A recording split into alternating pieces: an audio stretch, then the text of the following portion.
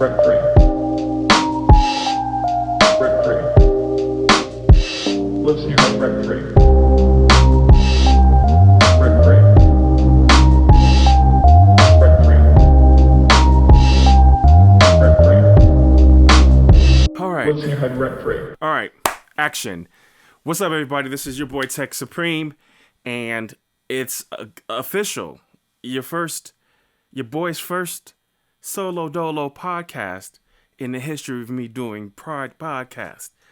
This is a nerve-wracking experience, but we're going to have a good time with it. We're going to try our best to have a good time and to just be ourselves, because that's all we have to offer the world is ourselves.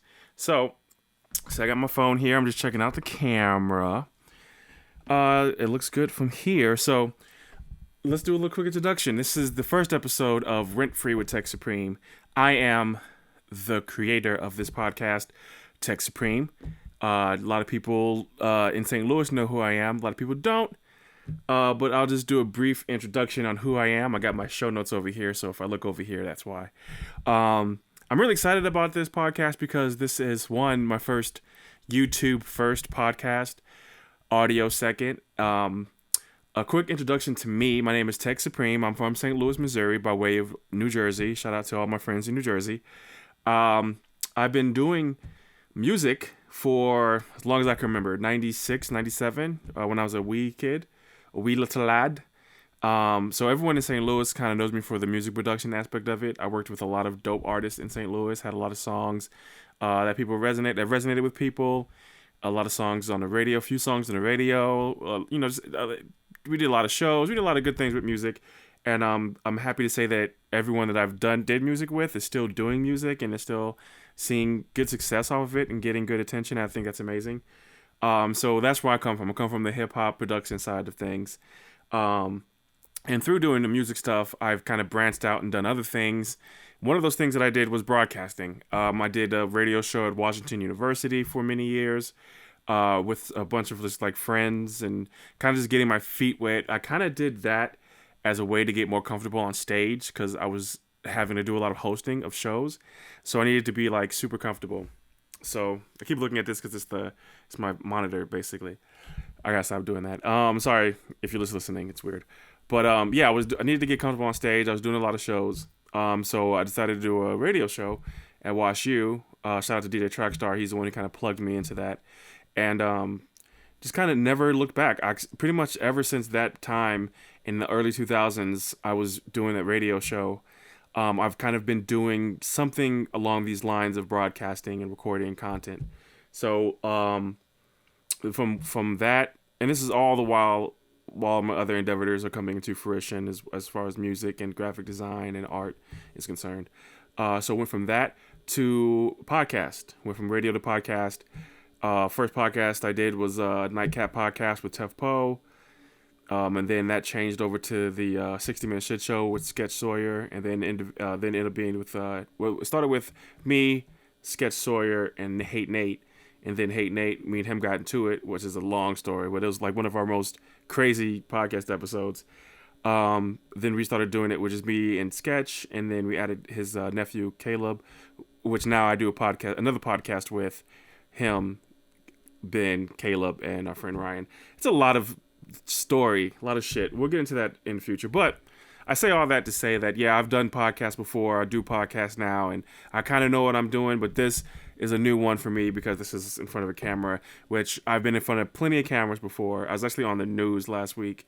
I've been in front of cameras before. They don't bother me, but this is like my first full taste of me on YouTube and first like my thoughts and things, and that's what rent-free pretty much is.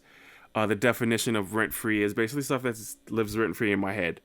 So whatever I'm thinking about at the time, whatever I'm going through, or whatever I'm talking about on social media, on Twitter, I'll talk about those things.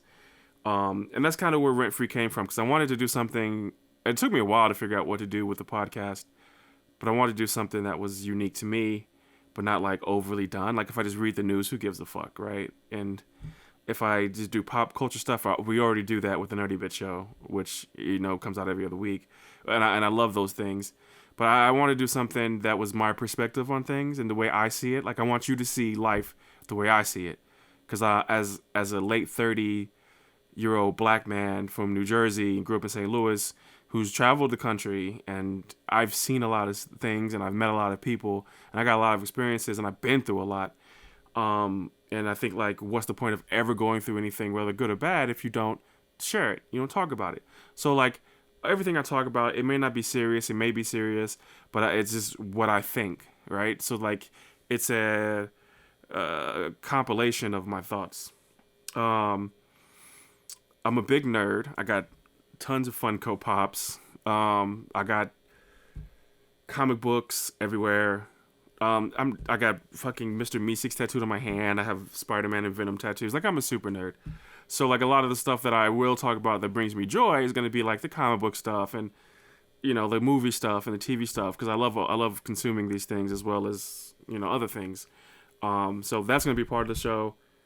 Like, I want this episode, and this is the second time I've done this episode, because the first time the audio messed up. So now I'm doing audio, like, with the mic and with the camera mic.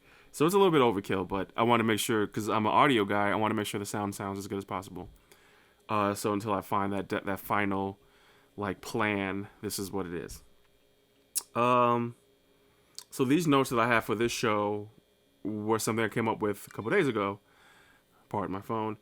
And what I first initially want to talk about is the Eternals trailer. And my thoughts on the Eternals trailer. I'm not a really big Eternals guy from the comic books. I couldn't tell you. You know, I just know that the Celestials created the Eternals. I know Thanos was an Eternal. So I'm interested to see if they ever talk about that. I know Angelina Jolie plays Thanos' cousin. The trailer was dope. I thought the trailer was well put together without giving any plots. But it also begs the question, like, what the fuck were they doing during the time period of all this tumultuous world-ending things? Like, what were the Eternals doing? So I think everyone's kind of wondering, like, how does Marvel up the ante on what they've already shown us? Because they showed us a lot, honestly. They did we started on Earth, and then we kind of just went all the way the fuck off somewhere. And where does that go from here? Like, what is like, how do you get a bigger threat than half the universe being demolished? Like, do you make all the universe demolished? So I think it's interesting to see exactly where this goes. I thought it was interesting that they're assisting mankind throughout the times, kind of propelling our society, which is something that's kind of what I think maybe has happened in real life with creatures from another world. But that's a different story. I believe in aliens. Side note. The trailer was interesting. Am I excited for this movie? Absolutely. They can never. Marvel has not done anything wrong to me ever since a Hulk, right? Or maybe Captain America? No, Iron Man 3. I had a problem with Iron Man 2. I was kind of iffy on. So Kevin Feige and Marvel, they have my trust. So it's gonna be good. Also, as the actors, I dig a lot of the actors that's in this Eternals. It's just a new, interesting story. I want to see where they go with it, how they raise the ante, because that's pretty much what we're looking for. Like, how do they make this bigger? Are we going to introduce the mutant gene through the Eternals, which is something that we all have been waiting for? We kind of hoped that WandaVision would have done that, but it didn't. So it is what it is. We have to wait and see. But, you know, we're getting a lot of content this year from Marvel. November, this comes out, so we'll definitely be talking about that more in the future. A section... Moving on. I'm sorry if I'm rambling. I'm from New Jersey. I talk fast. It's not everyone's cup of tea. You can change the speed of the podcast if it's too fast for you. That is also a possibility. And you can change the speed on YouTube. So you're covered in both media aspects. One section that I want to do every week is Twitter rants. I have a very opinionated Twitter. I remember maybe 10 years ago, there was a Twitter poll that came out, or Twitter numbers, like company did super deep analytics on everyone's Twitter in every city. And I ended up being the 44th most popular person in St. Louis, or in Missouri, for Twitter, which definitely I'm not that anymore, because I let go of Twitter for months, years. I kind of stopped tweeting. But at one point, you know, I had a pretty active Twitter. I always like to share my opinions on Twitter because I feel like it's a little bit more open-minded than my Facebook is. My Facebook is like maxed out with 5,000 people, and they all like kind of, most of the people followed me for music, and I just kind of just don't agree with how they think and talk on Facebook. For me, Facebook is very toxic, and even though Twitter can be toxic, I enjoy it a lot more than I enjoy Facebook. I probably enjoy Twitter more than any other social media. So, having said that, every episode I want to do a Twitter rant, which basically I just go over a few of the things that I've been tweeting the last week or so, things that are like randomly thoughts in my mind. My first thought was I go on vacation in 2 days, which I'm super excited about, and it's not my first vacation, but this is the first time that I'm not going to work on vacation, and that's really exciting for me because every vacation, whether I've gone to Mexico or Dominican or Aruba, I've always brought my laptop with me, and I've always worked in a manner in which I was still at home. I'm not doing that this time. This time I'm taking a strictly mental health break. So this like vacation is legitimately going to be a vacation. Like people are just going to be mad at me, and that's fine. Be mad at me for a week. The clients will they'll come back or they won't. I assume they will. But I need this for me. Like I need to take this time out to recuperate my thoughts, relax, disconnect from the world, disconnect from society. Reconnect with water, reconnect with the sun, reconnect with nature, reconnect with my wife first and foremost, even though I said that fifth. Sorry, honey. But you know what I'm saying? Like just kind of just get my thoughts together and just get like refreshed, get new energy, enjoy margaritas on the beach and enjoy beautiful, like wonderful Mexican food and just get away. And I'm so excited about it, like to wake up and not have to open my laptop and do this for this person or do that for that person. It's going to be liberating. It's going to be amazing. I'm really looking forward to it. And I feel like everyone has to have that. And like everyone has to do that where they take time out for themselves and just reconnect with yourself. And this is for mental health. I think one of the cool things about this new generation of younger people is like they brought like the thoughts of taking care of your mental health. They actually, like, people shied away from their mental health conversation for a long time. Like my generation was very not self-centered, but like kind of closeted, so to speak, about mental health, especially black men. So like the fact that everyone's like, yo, I'm depressed, that's amazing to me. Older people were like, oh, whatever. That's amazing that you can like it's normalized, like saying it now. And it's like normalized to like feel it, because I feel like once you do it, once you say it, you can make steps towards getting out of it. Now I'm lucky enough to never have to deal with clinical depression or anything like that, but I'm very sympathetic for those who do, because my people in my family have, so it's affected me directly. So I think it's amazing that the new generation has kind of ushered in this new awareness of mental health. I love it. So basically, I'm saying that to say, take care of yourself. Go on vacation mentally, even if you're not going anywhere. Just like take care of yourself. That's what that tweet was about. My not working on vacation tweet, and it's a big deal to me because I wouldn't say I'm a workaholic, but I'm kind of super into my work. Working is very important. My company is very important to me. The brand that I have as a company, the identity that I have, the product that I put out, it's all very important to me. So I need to be at the best of my ability. And the best way to do that is to keep my energy set at a good level. If that makes sense. Another one I talked about on Twitter was about two Americas. I don't really want to get into that. It's super kind of self-explanatory. There's two Americas, one for people of non-people of color and one for people of color. We'll probably talk about that later. When I did this episode the first time, I definitely went in depth about it, and I just don't have it in me right now to talk about it because it's just such a thing that's so prevalent and so like every day. It's kind of exhausting being black in America. It's absolutely exhausting. We're held to a completely different standard, and oftentimes it's an unfair standard. I am not responsible for anything outside of myself, but I do have a responsibility to let you know that when you're wrong, you're wrong, and when you're right, you're right. But I don't even know what I'm saying anymore. It's just very frustrating. So I actually just don't want to talk about that, which is weird that I even mentioned it. But eventually we'll talk about what I mean by 2 Americas if you don't get it. If you do get it, I appreciate you. But if you don't get it, I don't know, say something in the comments. Maybe we'll have a conversation in the comments. The third thing I was ranting about is UFO footage. Now, your boy believes in UFOs. And I believe in aliens. I believe they've visited Earth many times. Now, you can call me crazy. That's fine. I used to have recurring nightmares that I was being abducted. You call it recurring nightmares if you want. I don't know what to call it or how to explain it, but I do believe it's real. It's kind of ignorant not to, right? Like, the universe is too big and it's kind of self-centered to think that you're the only thing in the universe. I think a logical person can agree to that. I think the government is releasing information about UFOs, but they're doing it incorrectly, and no one cares. Maybe because they've gone through so great lengths to disprove this and call it conspiracy, that now that they're trying to say it's real, like whatever, right? I need 4K footage. I need an Instagram live. I need something that I know is not fake.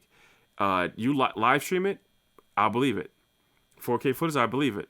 But all this 1960 looking footage of a UFO and Obama talking about UFOs are real. He doesn't know about aliens, but UFOs are real. Like, come on, dude. Like, just stop holding our hands and let's rip this Band-Aid off and get it over with. But I don't know. I don't think they'll ever do it. I hope in my lifetime I get to see something, right? That we're not alone. I don't know. Let me know what you think. I have no idea. Moving right along, outside of the UFO rant, Army of the Dead, Netflix movie, Zack Snyder. Some of the homies who do the Nerdy Bitch podcast, they want to talk about this next episode, and I'm unsure of it. I liked the movie. I thought it was a decent movie. Plot holes aplenty, all over the place. Unanswered questions. And I think my main problem with this movie is the assumption that you're going to get a second movie. So instead of telling us a good story, a good solid story, they're trying to give us this universe. And I feel like if the MCU gave us good movies and a little sprinkle of universe, right? Of universe connectivity. And I think they did that in the beginning to lay the foundation of it. And I think that's why it works, right? I feel like DC tried to slap you too many times with universe shit, right? Like, we're trying to set this up. Wonder Woman had no business being in Batman vs. Superman. She had no reason. But they were trying to force it, you know what I mean? And I get it, right? Especially with Marvel being successful and you want to be successful, but like, give me a good movie. And I feel like Army of the Dead didn't give me a good movie. They gave me a decent movie, but they did so much future content sprinkles that it took it away from me, right? And spoiler alert if you haven't seen Army of the Dead, but some of the zombies appear to be robots. In the beginning, there's a UFO. There's 2 UFOs. What? Unexplained. Never explained again. That's it. Until the next movie, like you didn't hook me in hard enough for that. But you made the movie for the hopes of that, I assume, because like you have so much long-term exposition. I don't think that works. I think you put a good movie out, and then if it's successful, it's successful. It continues to grow. So I'm ranting. I know. But Army of the Dead, I liked it. I love Dave Bautista. I love Amari Hardwick. The actress, I forgot her name. I forgot what other movie she was in. I want to say she was in Predators. I think she's dope. The girl with the red bandana was super dope. I'm mad that she didn't make it. No offense. Spoiler alert, I guess. Not no offense, but spoiler alert. Yeah. So it is what it is. Let me know how you think about Army of the Dead. I don't know if I'll watch it again. Maybe I'll watch it again just to see if I can salvage an opinion. I could not watch Wonder Woman 84 again. So, like, it's better than that because I'm considering watching it again. I think Wonder Woman may be the only comic book movie in the last 10 years I haven't bought. So, there's that. I had a couple other things, but I'm going to breeze past them for the sake of just keeping this episode a little bit short. This is the first episode. I want to see how we do with this a 30-minute kind of format. We're getting kind of close to that. So one thing that's been going on in social media a lot is Kwame Brown. If you don't know Kwame Brown, he is a former NBA player, played 13 seasons. He came straight out of high school and was the number 1 pick. And he had a rough career, to say the least. Out of all the number 1 picks in 50 years, 46 years of NBA number one picks, he has the second lowest points per game. So, like, he's a bust. And people have been talking shit about Kwame Brown. And Kwame Brown has to deal with that his entire career. And now he's a grown man, mid-30s, maybe late 40s, maybe early 40s. He decided to clap back. And it's been hilarious. It has honestly been one of the most refreshing fuck y'all stories that I've seen, right? It's like someone who's been persecuted for years, for not having the career that everyone wanted him to have, kind of for no reason, right? Because even if you're a failure, he made like $60 million from the NBA, like $69 million or some crazy shit like that. So like that's a win. He won in life. He beat life. Like he won. But people like want to drag him through mud because he wasn't this big star that everyone thought he was going to be. Well, that's fucking how it happens sometimes. With basketball, it's the same. There's people who will never get a shot, who are amazing basketball players. I know musicians who are the best musicians that I've ever listened to in my entire lifetime, and they're not going to be successful. I mean, I won't say they may not, but they're currently not successful. Hell, I'm super talented, and I just now started making money from music, and I've been doing it for many years, and life is one of those things, man. Some people hit it, some people don't. Some good people hit it, some good people don't. Some people get to the stage and they don't perform well. Kwame Brown didn't perform well. Does he mean that he needs to get ridiculed his entire life? No. We're talking about a sport. Who gives a fuck? Like, it doesn't mean anything about you as a man or a person. Now, it's been years since he played. Should they still be talking about his play? I don't think so. But, like, okay, sure, right? It's their job to. But it feels like you're just kind of hitting low-hanging fruit. There's other shit you can be talking about than this old career, right? So, I feel Kwame Brown. I'm ready for a Kwame Brown podcast. His YouTube videos have been hilarious. Have been well worth the watch. Yeah. Kwame Brown. So I enjoy it a lot. And I think that's what we're going to call it for this episode. Again, this is the second time I've done this episode. So if you've ever done music, you know that like once you record a song once, it's kind of hard to capture the same energy the second time. Hopefully I did a decent job on this episode of the podcast. If you like it, hit the subscribe button and hit the like button because that works for the YouTube algorithm. I'm going to basically say the same thing that other YouTubers say because that's what it is, right? You want to get the algorithm on your side. And this is my first foray into a solo podcast, and I looking forward to it. So thanks for listening. I will check you guys out next time. Peace and be kind. Rec free. Rec free. Rec free. Listen, you're rec free. Rec free. Rec free. Rec free. Listen, your head rec free.